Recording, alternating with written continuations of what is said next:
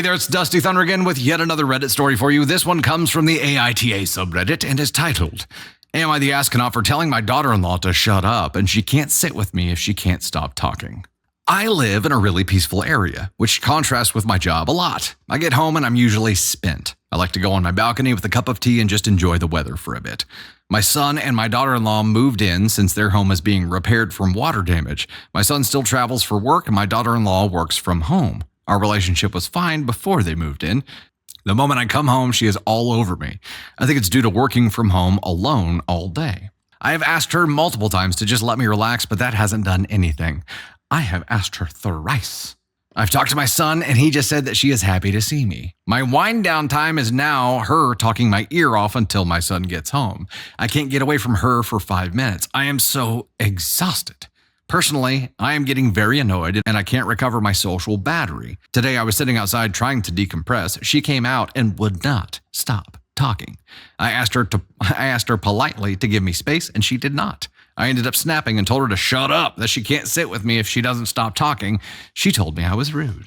My son is now on my ass about this and told me I need to apologize. I really don't want to since I think it was justified. Candy Thunder also says, side note, this is Luna when we get home, which is 100% correct. Also, OP, what you just described is being a parent, not having the choice to have alone time, even if you need it, right? I'm kidding. This is something that, especially if you're a guest in someone's home, you have to be aware of. The fact that you asked her multiple times to let you relax and she hasn't respected that is the issue here, right? You guys are opposite. She needs that interaction to fill her cup back up, and you need the opposite. You need silence to normalize your cup, right? You guys need different things. You have explained it to her and said you need time to relax. You need time to wind down. And she is a guest in your home right now. She has ignored all of those pleadings. She has ignored the boundaries that you attempted to establish. Your son right now is feeling the pain of her hurt feelings because she's bitching to him. He's only trying to stop his own pain. Just understand that, right? He is a motivator for wanting you to apologize, and that's so she stops bitching to him because now she's blowing him up. So just ignore that for a second. That's a him problem. There needs to be a sit-down conversation with the three of them and say, look, I understand that you need to talk to somebody after a day of work where you've spent all day alone. I'm here to tell you I'm not that person because I've talked to people all day. When I get home, I need to talk to no one. And your insistence on not respecting my boundary of having alone time to decompress is causing your living here to cause me pain. You are a guest here. No. If this continues, you will be a guest somewhere else. Reinforce that boundary. Let them know you're serious because right now there has not been an or else. The boundary is only as good as whatever happens when it's broken. What happens if they break this boundary? You need to explain to them that even if there isn't like a direct punishment for this, where you're going to be a hard ass and you say, you break it one more time and here's what I'm going to do. You break it 2 times, here's what I'm going to do. And you graduate it. If you just explain to them and say, look, you're trampling all over this boundary that I've created is causing me anguish, which means your living here is causing me anguish. You are a guest in my home, my home. The direction this is heading is that eventually I'm going to get pissed off enough to where I'm going to tell you guys to leave.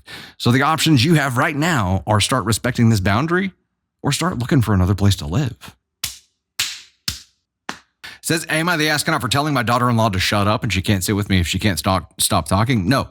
And here's why I think the harsh language, you didn't say shut the fuck up, you dumb bitch. You know what I mean? You just said, shut up, you can't sit with me, just stop. I think it's warranted because this is the 5th time she's crossed this boundary, at least. OP has explained it multiple times, and every time she's crossed that boundary. If she had not done that, those words would not have been used.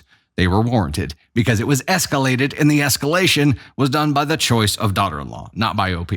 Yeah, this is an NTA. This is for sure an NTA.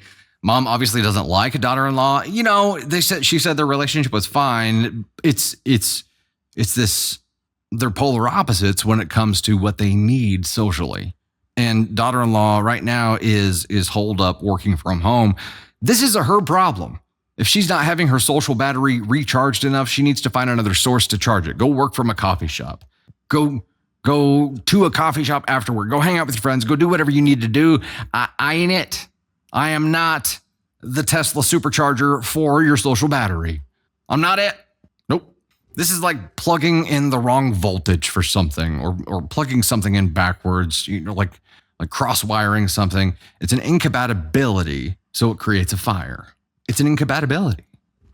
But the fact that she warned her or requested her, she established the boundary. There was no and then or else. There was no kind of what happens if that boundary is crossed to back it up. So she didn't take it seriously at all.